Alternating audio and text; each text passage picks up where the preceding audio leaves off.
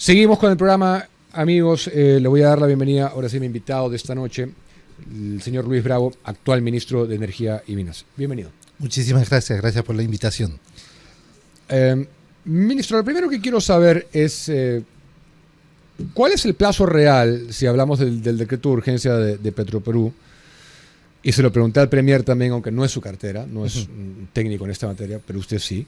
¿Cuál es el plazo real que se le va a dar a Petroperú antes de que tenga que ocurrir un nuevo rescate? Bueno, el decreto de urgencia, como bien se menciona, hay dos plazos específicos ahí en los dos pilares que tiene el decreto de urgencia básicamente. Uno es la reorganización, la reestructuración organizacional que se tiene que dar dentro de los 30 primeros días de promulgado el DU. Y el segundo plazo que se menciona es el plan de promoción que se da a Proinversión para poder efectuar a los 60 días entre los bloques patrimoniales las diversas alternativas que se pueden plantear a estos bloques, valga la redundancia, para poder plantear ante Petroperú que se puede efectuar mediante estos bloques patrimoniales y las diversas alternativas para que se ponga en funcionamiento la operatividad básicamente de Petroperú. Pero eso es sin inyectarle nuevos recursos. Efectivamente. De ninguna manera. De ninguna manera se tienen que inyectar nuevos recursos. Ese es el pilar principal por la cual ha salido este decreto de urgencia. Finalmente nosotros teníamos solamente un camino. Si es que nosotros no quisiéramos inyectar un nuevo rescate, se tenía que sacar definitivamente este decreto de urgencia para poder hacer una acción final, concreta, para trabajar el rescate organizacional de esta empresa que es de todos los peruanos, que es Petroperú. Pero ¿existe algún cronograma, digamos un plazo real para que Petroperú deje de depender de los salvatajes? Esto es un plazo real, es la acción concreta que hemos efectuado ahora. ¿Pero cuál es? ¿Por qué se ha hecho esto? Permíteme explicarte. Mira, teníamos nosotros ya un proceso a octubre, cuando nosotros asumimos dentro del gabinete y sucedió la juramentación a partir del 13 de octubre, se encontró a la empresa a menos de medio punto de una insolvencia. Es decir, los acreedores hubieran tomado posesión básicamente de la empresa y este trabajo ya se venía, o este espectro ya venía desde muchos meses antes para poder, presentarse ese tipo de insolvencia. ¿Qué se podía hacer? De acuerdo a las reuniones que hemos tenido tanto con la ministra de Economía e inclusive los representantes y gerentes de Petroperú, se insistía en este proceso de un salvataje. Sin embargo, no era un efecto o alguna acción que este gobierno tenía que ejecutar. Nosotros no íbamos a hacer más de lo mismo. Entonces, en ese sentido, se ha planteado directamente una acción como el decreto de urgencia a fin de generar las estrategias necesarias para poder trabajar la acción y que esta empresa no se paralice, principalmente en su principal activo, que es el core business, que es la refinación de crudo. Por eso, pero en términos económicos, concretos, ¿qué significa eso? Ya. Mire, nosotros teníamos se está debiendo, la empresa Petroperú está debiendo más de 2.500 millones a la fecha. ¿De dólares? De soles. Soles, pero eso será el gasto corriente. Sí. Esas acreencias son sobre los proveedores específicamente. Okay. Solamente a proveedores. Solamente a proveedores de crudo que se tienen. Ya. Ese tema hace y ha generado que la empresa Petroperú no pueda ser pasible de ningún crédito en la banca. Y la única forma de que pudiera ser o reflotarla era que el Estado peruano pudiera hacer un rescate, cosa que ha sucedido en los diversos años, desde el 22 hasta el 24, más de 17.000 millones que se han aportado a esta empresa. Entonces, ¿qué se tenía que hacer? Necesariamente tiene que haber una inyección de capital, un préstamo también, pero solamente como Petroperú, que no se agarre el erario nacional para que esto pueda funcionar una vez más. Entonces, Para que eso pudiera funcionar, ¿qué se tiene que hacer? Generar los bloques patrimoniales necesarios para que esto pudiera funcionar y empezar a que, de acuerdo a estrategias de primer nivel, tomadas, llevadas o lideradas por Proinversión, que son los especialistas en el Estado para poder trabajar este tema, y promover la participación del sector privado o los inversionistas que pudieran trabajar estos distintos bloques patrimoniales y hacer la generación de valor o poner en funcionamiento la operatividad de la empresa que ahorita está generada y está aguantada por estos préstamos de proveedores. Pero acaba de decir usted que entonces que es un hecho que se le va a dar, se le va a tener que dar. No, nosotros no. Tiene que ser, ¿cómo se llama? La banca, a través de préstamos para... ¿La banca privada? Sí. ¿Pero con qué flujo? ¿Contra qué? ¿Contra qué? Justamente se está trabajando estos bloques patrimoniales para que... Mire, básicamente, Petroperú ya no es sujeto de crédito como un todo. Por supuesto, si no vale nada. Exacto, porque tiene, pero activos que valen mucho. Pero tendría que liquidar algo y replantear la deuda, ¿no? Mire, nosotros entonces, ¿qué estamos haciendo? Deuda-patrimonio de 8-1. Exacto, pero ¿qué es lo que se tiene que hacer? Se tiene que empezar a trabajar. Por ejemplo, digamos, un bloque patrimonial, como solamente un ejemplo, esto yo lo estoy planteando solamente como una posibilidad, que Proinversión decida que un bloque patrimonial sea la tubería, por ejemplo, solamente la tubería, como tal. Entonces, ¿quiénes son los expertos para poder trabajar este tema y hacerla operativa como corresponde? Porque actualmente no es funcional ni eficiente esa tubería. ¿Cómo se tiene que empezar a trabajar? Entonces, a través de capital privado y o operadores y o diversas alternativas, por ejemplo, obras por impuestos, que algún inversionista que pudiera hacer o ver una oportunidad de acuerdo a cómo se haga el análisis correspondiente para poderle inyectar el dinero y hacer que esa parte de todo Petroperú pueda ser operativa funcionalmente. Se tendría que escindir, ¿no? Y tendría que pasar a ser del privado. En realidad no como propiedad. Pero ¿cuál sería el interés del privado? Básicamente el ser un operador. Concesionarla. Podría ser una alternativa incluso. Inclusive Talara. Inclusive todos los bloques patrimoniales que van a ser trabajados por Proinversión tienen que ser evaluados con todas las alternativas que se tienen ahora en el mercado. Pero ¿cuál es digamos, la meta del decreto de urgencia? Para hacer todo esto, ¿para lograr qué? Porque todo el mundo le tiene, digamos, en este gabinete como un temor a la palabra privatización, no sé por qué, porque ya fracasó, ya nos costó a todos y nos va a seguir costando. ¿Para lograr qué? ¿Qué cosa es lo que se quiere lograr? Lo que se quiere es hacer operativa la empresa. Primero, con un tema organizacional. Se ha mencionado muchas veces que se tienen más de 30 gerencias en Petroperú y es ya de conocimiento público que se tiene que hacer una reestructuración organizacional.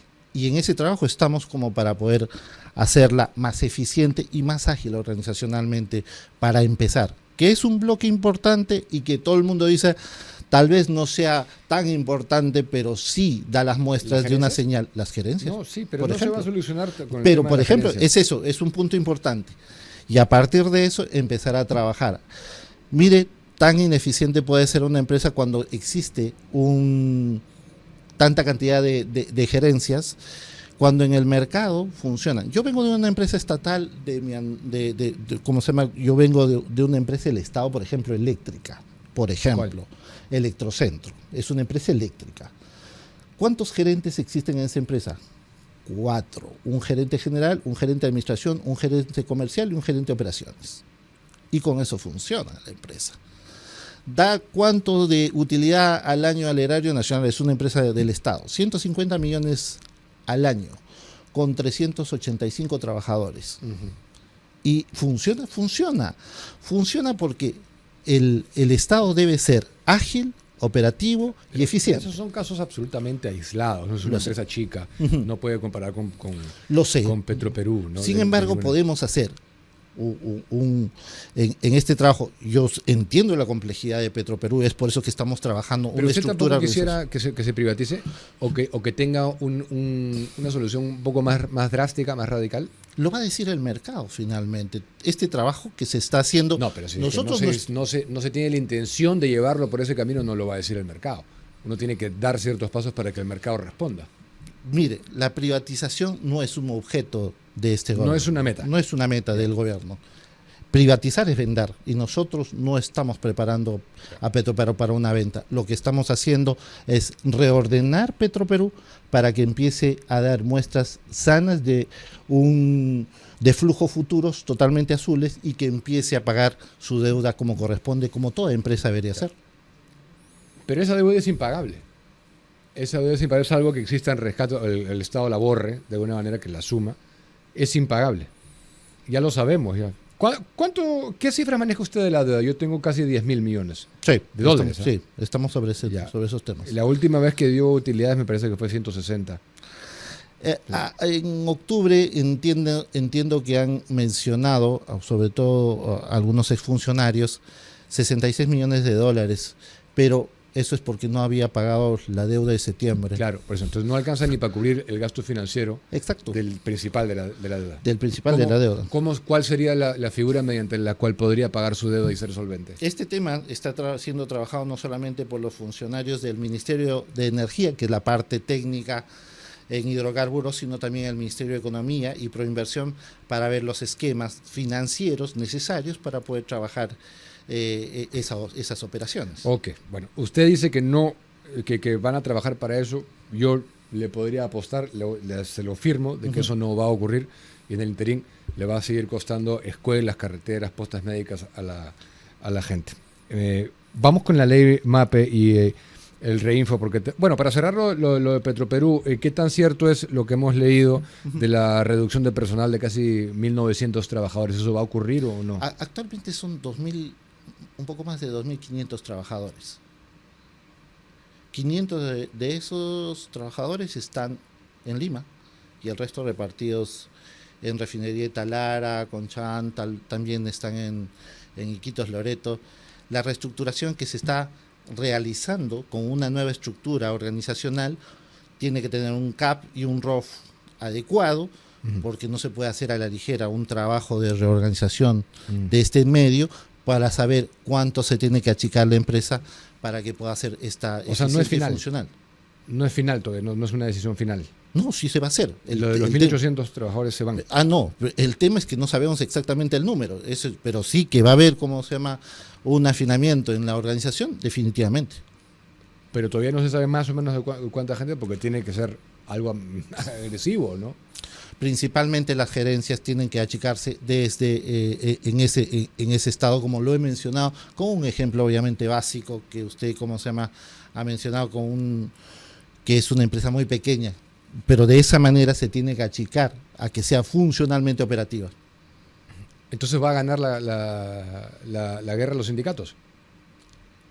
No es una guerra, yo creo que debemos trabajar este tema para poder hacer que todos los trabajadores de Petroperú puedan entender que se necesita este cambio drástico. Eso sí lo siento bien tibio, ministro. Bien tibio esa postura la siento. O sea, no se va a ir ninguno de los trabajadores de los 1.800, no se pueden ir 1.500, algo que la gente vea que se está haciendo un recorte importanle de hacer un recorte importante se tiene que dar. Pero no de gerencia, sino de gente de todos lados. Mire, yo le hago un ejemplo, solamente para no dar un número, porque sería muy arriesgado dar un número en este momento y sería muy irresponsable de mi parte. Le menciono solamente un tema. En la refinería es de una alta complejidad técnica, es casi automatizada. Cuando tenemos un nivel de automatización, ¿qué sucede con la cantidad de empleados operarios para poder trabajarla? Normalmente disminuye, ¿no es cierto? Porque la automatización exige eso. Normalmente en la refinería no se está dando ese trabajo para que puedan, tener la automatización. ¿Se tiene que plantear que el trabajo operativo sea vital? Sí, porque paralizas el core business de la empresa. Sin embargo, se tiene que evaluar cada uno de los trabajadores que existen en todas las áreas, refinería, acá en Lima, para que aquellos que no están para trabajar en esa eficiencia que se está planteando reorganizacional, quede fuera, obviamente, dentro con las normativas Bueno, y temas vigentes. Está ¿no? bien. Y ya, yo dejé claro mi posición, me queda claro la suya. Vamos con el denominado año de la inversión minera, porque el viceministro Talavera ha anunciado 8 proyectos por más de 7.600, casi 8.000 millones de dólares para este año. Así es. Y si hablamos de proyectos con puntualmente Corani, Puno, Safranal, claves, ¿no? Podemos estar de acuerdo. Quiero preguntarle cuál es la estrategia que aplicarían ustedes para evitar que los conflictos sociales en esta vez nos paralicen esos arranques. Mire, nosotros tenemos una oficina de gestión social bastante activa, muy fuerte, podría decir una de las más fuertes de todos los ministerios. Directamente hemos estado trabajando varias mesas de diálogo. Sin embargo, la indicación que se ha dado para poder trabajar como estrategia es no llegar a ninguna mesa de diálogo, es trabajarlas anticipadamente y evitar que cualquier intención, porque conocemos que muchas veces estas intenciones están mal manejadas por articuladores políticos que van asusando a las poblaciones que pudieran tener un interés totalmente válido en que algunas veces se realicen actividades del Estado para poder mejorar su situación como población. Sin embargo, debemos evitar que estos articuladores propugnan y promuevan este tipo de movilizaciones que no le hacen bien al Estado definitivamente. O sea, ¿usted garantizaría que ocurren esos 8 proyectos por 7.600? Estamos trabajando para eso, estamos trabajando, yo no solamente con estos otros proyectos, sino estamos recibiendo en el Ministerio y estamos apoyando todos aquellos proyectos de inversión minera para poder trabajar. Y no solamente eso, estamos trabajando con ellos a fin de que se implementen proyectos de exploración para poder trabajar y dejar para el siguiente año, incluso 27, 28, todo tipo de proyectos que mejoren estos 7.619 millones que están programados para el 2026. Porque siempre me he preguntado yo, los últimos 2 años al menos, de los 64.000 que tenemos encarpetados, ¿por qué la mitad al menos no se puede poner en marcha? Ni siquiera digo todos, porque es una cantidad fuerte, 30.000 millones. ¿Por qué no se puede eso echar a andar? Estamos trabajando yo me reúno todas las semanas mínimo con 2 empresas mineras para poder solucionar algunos probables problemas que tuvieran y precisiones que necesitan apoyo de parte del Ministerio. Estamos dándole todo el apoyo necesario para poder trabajar y mejorar este tema. Es más, yo soy un articulador con el resto de probables ministerios también del ambiente, por ejemplo, que tenemos ahí que trabajar de manera conjunta. Trabajamos eso en mesas para que el inversionista no tenga que ir a cada ministerio tocando las puertas, queriendo destrabar algún trámite. Y lo estamos haciendo para poder hacer que eso sea viable, rápido y ejecutivo, para que en el menor tiempo posible se puedan ejecutar este tipo de inversiones. Bueno, justamente me gana ahí a la siguiente pregunta, porque uno de los temas que están siendo reclamados todavía, de lo que se están quejando los inversionistas, es la famosa ventanilla única, la permisología excesiva. Para estos proyectos, los 8, ¿hay algo distinto en cuanto a permisología? Estamos trabajando con un proyecto con el Banco Mundial, un trabajo personal que estamos trabajando y una inversión que se viene trabajando a fin de que pudieran invertir a través de este apoyo internacional y trabajar específicamente en una ventanilla única, porque se ha visto, la permisología es uno de los problemas que tenemos en el Estado, y esto no viene de ahora, viene muchísimo tiempo atrás, y que tenemos que hacer y trabajar en que todos los procesos que nos hemos metido en tratar de hacer que nuestro trabajo, entre comillas, sea más fuerte, nos hemos puesto como un trabajo, yo lo digo, un tema del Estado como si fuera una elefantiasis que tuviéramos que movernos muy difícilmente a tratar de atender el mercado y las inversiones que no solamente los inversionistas, sino como Perú necesitamos atraer las inversiones porque estamos en constante competición con los países hermanos de la región para atraer que los holdings pudieran invertir en el Perú como corresponde. Y entonces también tenemos que dar las muestras necesarias para atraer ese tipo de inversiones, Pero ¿cómo se logra eso? Siendo más eficientes, logrando que los procesos de permisología básicamente sean más ágiles, más rápidos, pero ¿algo de eso menos ha cambiado? complejos. Estamos trabajando en eso. Para agilizar la permisología. Exactamente. Ok, ley MAPE. Va a ocurrir la ley MAPE, pero hay gente que dice, del sector, ni siquiera externos, del sector que dice que eso es un saludo a la bandera y que no va a haber ninguna ley MAPE que cambie concretamente la realidad. Nosotros estamos trabajando sobre lo que... Mire, la ley MAPE que ya fue, como se llama, desestimada en el legislativo como tal, ha tenido muchas observaciones. Sin embargo, nosotros venimos trabajando no solamente en una reorganización interna acerca de la formalización dentro del mismo ministerio, sino estamos trabajando paralelamente una elaboración de una ley, obviamente no se va a llamar MAPE, pero orientada hacia ese mismo sentido, con la participación de muchos agentes del mercado y poder escucharlos no solamente a todos, sino incluir sobre lecciones aprendidas de lo que ya se ha cometido. ¿Lecciones aprendidas sobre qué? ¿Sobre el Reinfo? No, sobre el tema de la ley MAPE y en algunos errores que se pudieran haber cometido y han sido observados para poder trabajarlos oportunamente y dar la señal necesaria para poder plantear durante el gobierno del presidente Geri una ley adecuada para que se pueda resolver este problema definitivamente. Plantearlo como una solución es uno de los objetivos del ministerio. ¿Cuándo lo plantearían? Vamos a tener un borrador ya totalmente para poder disponerlo probablemente durante el primer trimestre y es una decisión de parte de este ministerio para trabajarlo y proponerlo al legislativo antes de que el actual gobierno culmine. O sea, con la idea de que esté promulgada antes de que se vaya a esa es la idea. Promulgada. Esa es la idea. Ok. ¿Cuál es su posición con respecto al Reinfo? Nosotros necesitamos trabajar este tema del Reinfo como una necesidad en el plazo que se ha propuesto. ¿Por qué? Porque estos 30.000 Reinfos, vamos a llamarles estos 30.000 usuarios que están trabajando, necesitan culminar este proceso. Se necesita culminar ese proceso, pero no con un plazo adicional. Este plazo debería ser el único y terminar definitivamente eso. Una meta que nosotros estamos queriendo es, si no termina, tener un avance muy importante en culminar ese proceso. Es más, estamos haciendo también dentro de esos 30.000 una revisión constante a fin de que no ocurra algún problema para que no sea un vehículo de la minería ilegal que se aprovecha muchas veces de eso. Eso es verdad, innegable. Y eso ha sucedido. No siempre, ¿ah? Sí, no siempre. Eso hay que separar la paja del trigo. Siempre Esto lo he dicho acá toda mi carrera. Y ha sucedido muchas veces el aprovechamiento de la minería ilegal que ustedes lo han mencionado, ¿cómo se llama? Es la forma de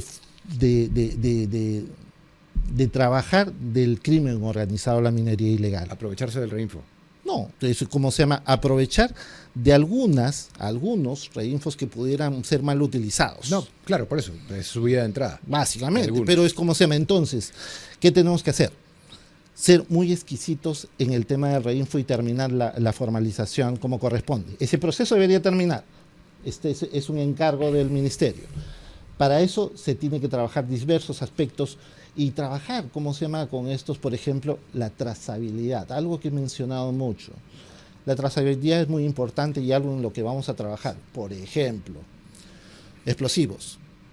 ¿Podrían ser trazables? Claro que sí. Debemos, ¿cómo se llama?, ser muy cuidadosos con eso porque la minería ilegal los utiliza y estos no deberían ser un insumo de ellos. Si hablamos de no meter a todos en el mismo saco, algo con el cual yo siempre he estado de acuerdo y lo digo acá todas las noches que puedo, minería ilegal no es igual a minería informal. Si un formal grande, una de las principales empresas mineras del Perú, no voy a dar nombres, pero usted sabe cuáles son, de las más grandes, resulta que contamina el medio ambiente, es ilegal también, no obstante que tiene todos sus papeles en regla, pero sin embargo en la práctica no es así. Bueno, alguien que comete, ¿cómo se llama?, un perjuicio ambiental, obviamente tiene que ser tratado como corresponde dentro de la normativa y se le tiene que dar el nombre que hubiere lugar, ¿no? ¿Usted cree que alguna de las empresas de minería grandes en el país están involucradas en actividad delictiva? Porque el exalcalde de Lima acá anoche dijo que hay una empresa, y no la nombró, que le ha puesto un precio a su cabeza, que lo quiere matar. No, yo lamentablemente no he visto lo que usted menciona, no he podido llegar a obtener información de eso. Si yo tuviera información de eso, sería el primero en denunciarla. Ok, porque hablando de ser exquisitos, ese tema es importante.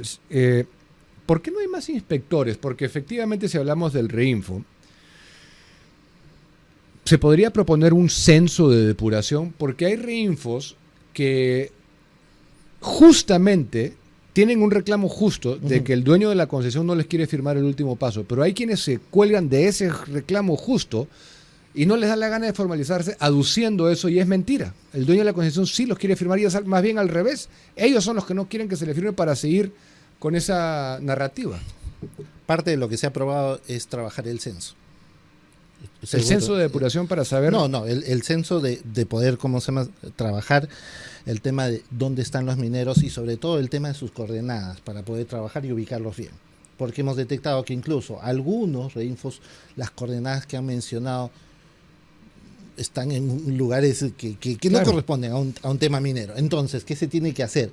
Un trabajo adecuado de ubicación de cada uno de estos mineros informales. Y la realidad de la concesión, ¿no? Exacto. La realidad de la concesión. Poder cuadrar, cuando sepamos exactamente dónde están cada uno de estos mineros que están en proceso de formalización y podamos mapear, estos son los mineros que están en proceso, estas son las cuadrículas de todos los mineros y poder calzar, vamos a saber exactamente el trabajo que es necesario y correspondiente para poder tener una coordinación, de un acompañamiento técnico de parte del ministerio y trabajar en coordinación con las empresas. Porque eso falta, y lo sé porque este es un tema al que yo he hecho seguimiento los últimos años. El acompañamiento técnico. Faltan fiscalizadores. También. Faltan fiscalizadores. ¿Va a considerar incorporar más fiscalizadores, inspectores? Vamos a trabajar en eso, estamos queriendo trabajar las diversas estrategias. El acompañamiento es una parte de eso. El censo sería maravilloso porque podríamos saber en qué concesiones sí y en qué concesiones no quiere firmar el dueño. Exacto. Y quién miente, ¿no? Claro, y ahí vamos a poder dilucidar totalmente eso. Totalmente. Y revisar las concesiones, eso es otro costo político que como Petroperú nadie quiere hacer, ¿no? Porque se mete con los todopoderosos, con los grandes. Revisar las concesiones. Muchos hablan de concesiones ociosas, etcétera, pero le quería preguntar, como todo depende de la venia del Estado, concesionar, ¿por qué no habilitar más concesiones de las hectáreas, de decenas de miles de hectáreas que hay? Es mínimo lo que hay concesionado. ¿Por qué no habilitar más? Es un trabajo que se tiene que hacer. Estamos trabajando en el tema de exploración para poder trabajar eso primeramente, pero entiendo su preocupación y es parte también de la preocupación mía y del ministerio y todos el ente técnico para poder trabajar. Forma parte de nuestra estrategia. El problema es que tenemos tan poco tiempo y tantos problemas que solucionar que tenemos que ir orientando nuestro esfuerzo hacia lo más importante y lo más urgente. ¿Cuál es el principal problema que tiene su gestión, diría usted? Ahorita, en diversos sectores tenemos mire, el tema del Reinfo es más que importante. O sea, es el tema que usted diría el principal. Primero estamos trabajando en minería, es el tema del Reinfo, la nueva ley que estamos trabajando, hacer que este proceso de permisología para las nuevas inversiones funcione.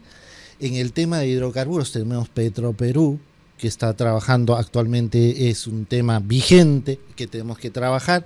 El tema de la masificación de gas de las 7 regiones, empezar a trabajar las nuevas inversiones que TGP quiere invertir para llegar con una nueva tubería a las regiones de Arequipa, a Moquegua, que estamos trabajando también paralelamente. En el tema de electricidad, las nuevas inversiones que son solares, eólicas, para invertir y diversificar nuestra matriz energética y hacerla mucho más fuerte, más competitiva. Imagínense, el sector es bastante complejo. ¿Qué proyecto se viene en eso específicamente?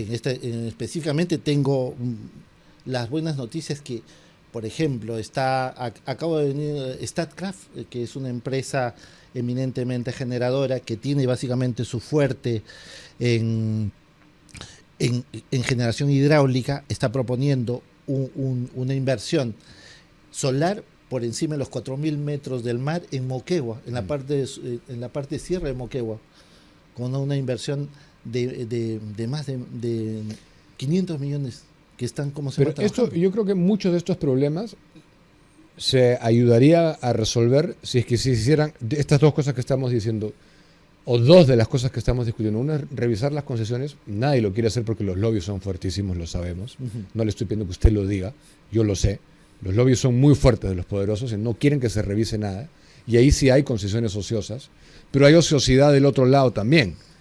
No solamente de las concesiones, no hay comunidades también ociosas. Eso es una verdad. Así es. Y el otro es el tema de abrir más concesiones para que los trabajen otros, no los mismos, otros, que entren.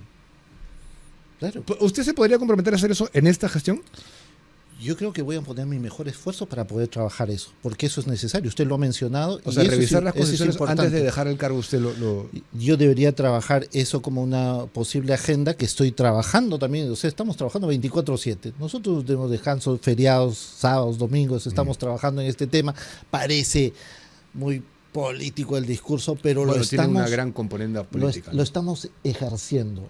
Si usted viera la agenda que tenemos, está completa, llena de reuniones con las empresas mineras, eléctricas. Estamos trabajando mucho reclamo también de la población acerca de reclamos, por ejemplo, de energía eléctrica y coberturar en más de un 90%, como es la obligación del ministerio. En Este esos año, casos. no sé si tiene la cifra y con eso termino. Este año, el 2025, perdón, pasado, ¿cuánto es el aporte del sector minería al PBI peruano? Hemos trabajado, y tengo el dato, se lo puedo mencionar. Hemos aproximadamente. trabajado, mire, en inversión minera, 5.133 millones entre enero y noviembre de 2025, que representa un 21.1% más que el 2024. Y esas transferencias mineras de enero a noviembre han representado 9.000 millones para el Estado. De soles. Eso es tributos. Sí. Ok. Bien. Ministro, gracias por venir. Muchísimas gracias a usted. Encantado de Un estar gusto con tenerlo usted. hasta una Igual, siguiente gracias. oportunidad y mucha suerte en una cartera que es tan importante para nuestro minero país. Muchas gracias. 8:01.